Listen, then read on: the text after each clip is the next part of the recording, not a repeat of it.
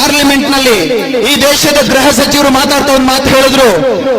ಒಂದು ಮಾತು ಜಗತ್ತಿಗೆ ಸ್ಪಷ್ಟವನ್ನ ಪಡಿಸ್ತೇನೆ, ಹಿಂದೂಗಳು ಯಾವತ್ತಿಗೂ ಭಯೋತ್ಪಾದಕರಾಗಲಿಕ್ಕೆ ಸಾಧ್ಯ ಇಲ್ಲ, ಹಿಂದೂಗಳು ಯಾವತ್ತಿಗೂ ಕೂಡ ಭಯೋತ್ಪಾದಕರು ಆಗಲಿಕ್ಕೆ ಸಾಧ್ಯವೇ ಇಲ್ಲ.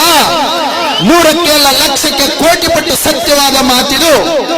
ಸನಾತನ ಧರ್ಮದ ಮೇಲೆ ಪ್ರೀತಿ ಜಾಸ್ತಿ ಆದ್ರೆ ಸ್ವಾಮೀಜಿ ಆಗ್ತಾರೆ ಹೊರತು ಭಯೋತ್ಪಾದಕರ ಹಿಂದೂ ಧರ್ಮದಲ್ಲಿ ಆಗೋದಿಲ್ಲ. ಸನಾತನ ಧರ್ಮದ ಮೇಲೆ ಪ್ರೀತಿ ಜಾಸ್ತಿ ಆದ್ರೆ ಸರ್ವಸಂಘ ಪರಿತ್ಯಾಗಿಗಳಾಗಿ ಸನ್ಯಾಸತ್ವ ಸ್ವೀಕಾರ ಮಾಡಿ ತ್ಯಾಗಿಗಳಾಗಿ ಸನ್ಯಾಸಿಗಳಾಗ್ತಾರೆ ಹೊರತು ಭಯೋತ್ಪಾದಕರು ಆಗೋದಿಲ್ಲ. ಆತ್ಮೀಯರೇ, ಹಿಂದೂ ಬದುಕುಳಿದ್ರೆ ದೇಶ ಬದುಕುಳಿಯುತ್ತೆ, ದೇಶ ಬದುಕುಳಿದ್ರೆ ಧರ್ಮ ಬದುಕುಳಿಯುತ್ತೆ, ಧರ್ಮ ಬದುಕುಳಿದ್ರೆ ಇಡೀ ಜಗತ್ತು ಸುಖ ಶಾಂತಿ ನೆಮ್ಮದಿಯಿಂದ ಉಳಿಯುತ್ತೆ ಅಂತ ಹೇಳ್ತಾ, ನಾವು ವಿಭಜಿಸಲ್ಪಟ್ಟರೆ ಕೊಲ್ಲಲ್ಪಡ್ತೇವೆ, ನಾವು ವಿಭಜಿಸಲ್ಪಟ್ಟರೆ ಕೊಲ್ಲಲ್ಪಡ್ತೇವೆ. ಮತ್ತೆ ರಿಪೀಟ್ ಮಾಡ್ತಾ ಇದ್ದೇನೆ, ಒಗ್ಗಟ್ಟಿನಲ್ಲಿ ಬಲವಿದೆ. ಅದೇ 100 ವರ್ಷಗಳ RSS ನಮ್ಗೆ ಹೇಳಿಕೊಟ್ಟಿರ್ತಕ್ಕಂಥದ್ದು ಸಂಘೇ ಶಕ್ತಿ ಕಲವು ಯುಗೆ, ಕಲಿಯುಗದಲ್ಲಿ ಒಗ್ಗಟ್ಟಿಗೆ ಮಾತ್ರ ಶಕ್ತಿ ಇದೆ.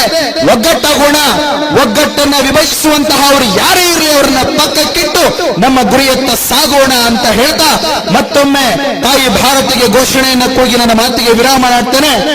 ಭಾರತ್ ಮಾತಾ ಕಿ, ಭಾರತ್ ಮಾತಾ ಕಿ, ಜೈ ಶ್ರೀರಾಮ್, ಜೈ ಶ್ರೀರಾಮ್, ವಂದೇ ವಂದೇ ನಮಃ ಪಾರ್ವತಿ ಪತಯೇ, ಹರ ಹರ ಮಹಾದೇವ್. ಸರ್ವ ಸಮರ್ಪಣಾ ಭಾವದಿಂದ ಎರಡೂ ಕೈಗಳನ್ನ ಮೇಲೆತ್ತಿ ಹೇಳಿ, ನಮಃ ಪಾರ್ವತಿ ಪತಯೇ, ಹರ ಹರ ಮಹಾದೇವ್, ನಮಃ ಪಾರ್ವತಿ ಪತಯೇ, ಹರ ಹರ ಮಹಾದೇವ್, ನಮಃ ಪಾರ್ವತಿ